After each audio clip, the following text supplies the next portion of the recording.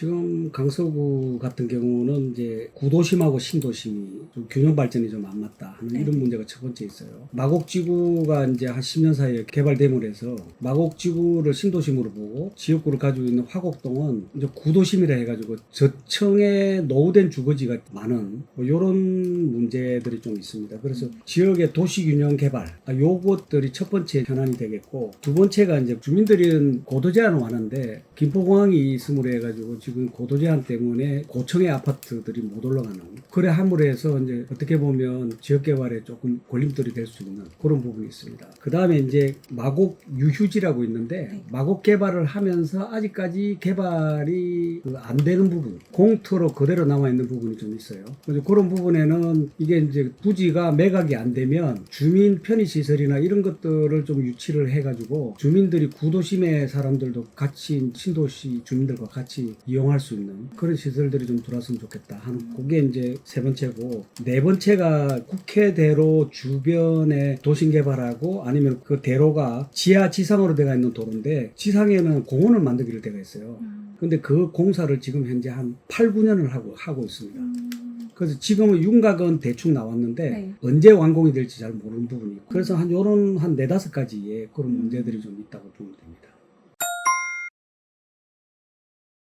도시균형 개발 같은 경우에 어떻게 보면은 한쪽의 사람들이 장기적으로 지자체장들이 하다가 보니까 만약에 개발을 하게 되면 우리 표가 안 나온다 또 이런 경우도 살짝 있을 수도 있잖아요. 그래서 주민들은 모르면서 이게 정치적으로 약간 이용당하는 이런 아주 예민한 부분이 좀 있긴 있습니다. 그래서 요거를 타파하기 위해서는 어느 당이든 지방자치단체장이 되면 활짝 열어놓고 지역 주민들을 위해서 모든 정책을 펴줬으면 하는 뭐 이런 문제가 있고, 그래서 지금 강서구는 2040년까지 중장기 지역균형발전 종합계획을 올해 수립을 했습니다. 해가지고 자문위원회가 지금 구상이 되어 있는데, 이런 부분에 대해서도 사실 구청장이 주도해가지고 할 게 아니라 이런 걸 하는데 사실 큰 단위의 지역개발 같은 경우는 시가 도시계획심의위원회라든지 그 다음에 개입이 돼야 되는 거거든요. 그랬을 때 시의원들도 들어가야 되는데 여기는 지금 시의원들이 배제가 되어 있어요. 지역균형발전 종합계획 수립에 자문위원회가 구성이 됐다 하더라도 우리가 기사 보고 그 다음에 거기에 발표하는 내용만 보고 알았지 우리가 구체적인 거는 시가 잘 모른다. 이런 부분에 대한 아쉬움이 좀 있고,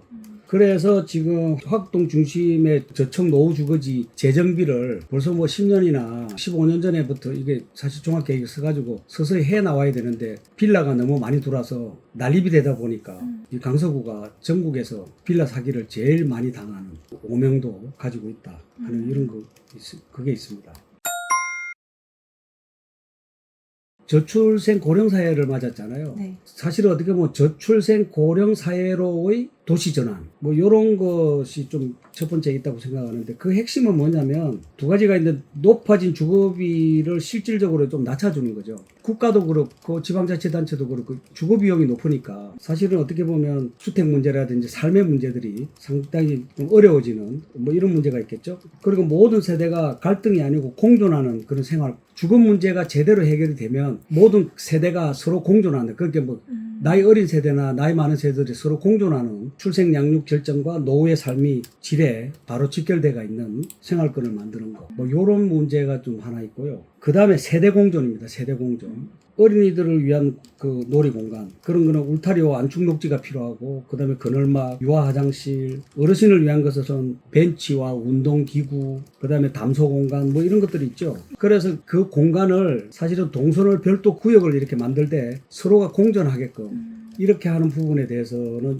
약간 뭐 우리가 어떻게 보면은 정책적으로 약간 수준 높은 이야기인지는 모르겠지만은 이런 것들이 저출생 고령사회 문제를 해결하는 데 있어서 큰 이슈 차원에서 그렇게 공존하는 문제. 첫 번째는 주거비 실현 문제. 그다음 두 번째는 서로 세대가 공존하는 세대의 공존에 대한 관점. 이런 문제를 좀 한번 두고 두 가지 이슈인데, 그 다음에 이제 이런 문제, 그 세대 공존은 손주들과 함께하는 운동교실이라든지, 그 다음에 세대 합동 환경정비라든지, 그 다음에 놀이터의 안전도움이라든지, 상시 이런 프로그램을 운영을 해서 세대 간에 서로 공존함으로 해서 이웃관계를 서로 회복해야 되는 뭐 이런 좀 큰 과제가 좀 있고요. 그 다음에 저출생 고령사회에 맞춘 내용을 좀 이야기를 하면 그 돌봄의 인프라, 요것도 좀 약간 촘촘히 해야 된다. 보육원 시간제나 야간 토요 보육, 그 다음에 초동 돌봄과 방과후를 촘촘히 이제 늘려나가면서 영유아에서부터 초등까지 네. 이렇게 연계한 그런 돌봄이 또 이루어져야 되겠고, 그 다음에 이제 고령 사회가 되면 치매들이 오고 있잖아요. 근데 그 치매 노인들에 대한 돌봄, 그랬을 때는 치매 뭐 안심센터라든지 방문간호 서비스라든지, 그 다음에 그 낙상 예방용 보행로 의자나 음수대 같은 거,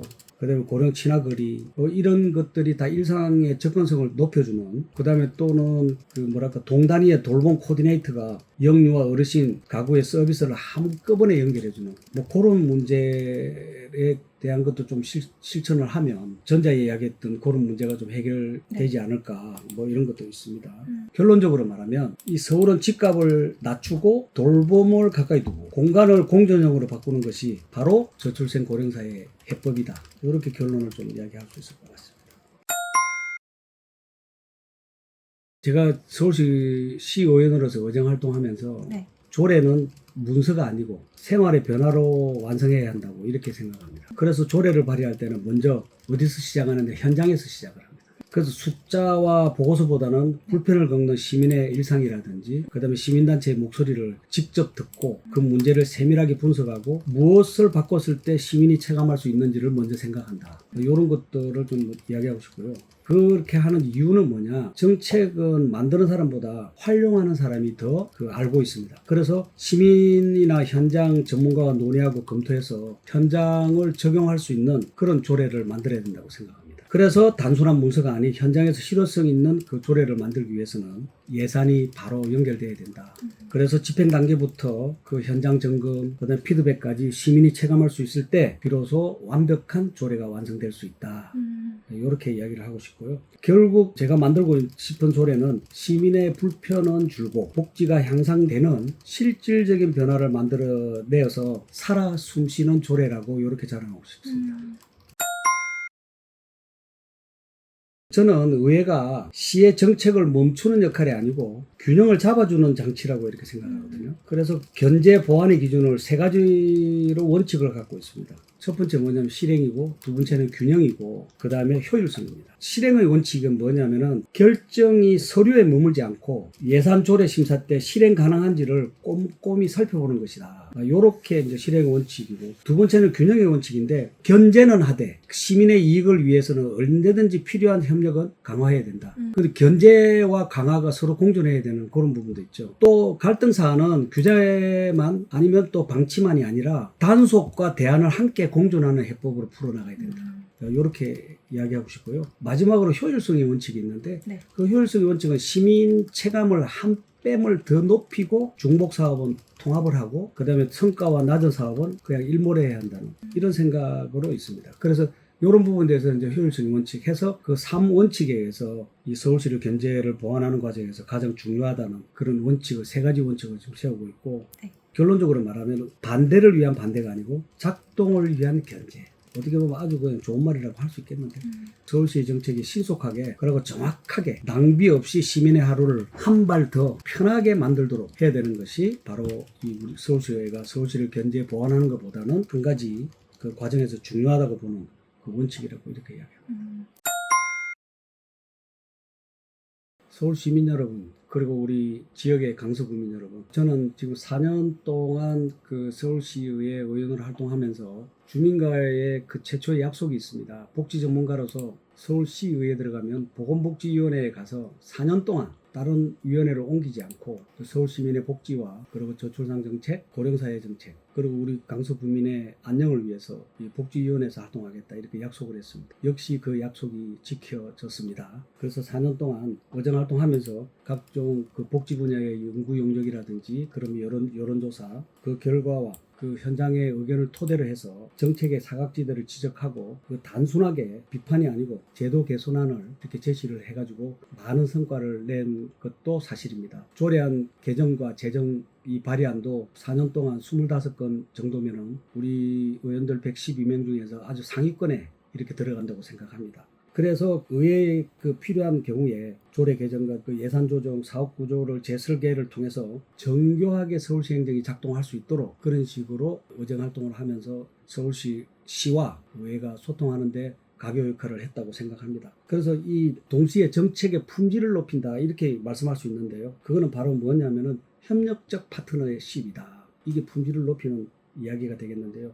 시민의 관점에서 정책을 점검하고 근거를 기반으로 해서 보완을 하고 그 다음에 그것이 중요한 그 원칙이라고 생각하면서 4년 동안 열심히 일했다는 것을 말씀드리고 자부심을 느끼고 있습니다. 앞으로 남은 임기 얼마 안 남았습니다. 다음에 출마를 할지 안 할지는 모르겠지만 그래도 우리 시민을 위해서 우리 강서 구민을 위해서 바로 내 앞에 있는 형제자매와 가족들을 위해서라도 열심히 일하는 그런 의원이 되겠다는 약속을 드립니다.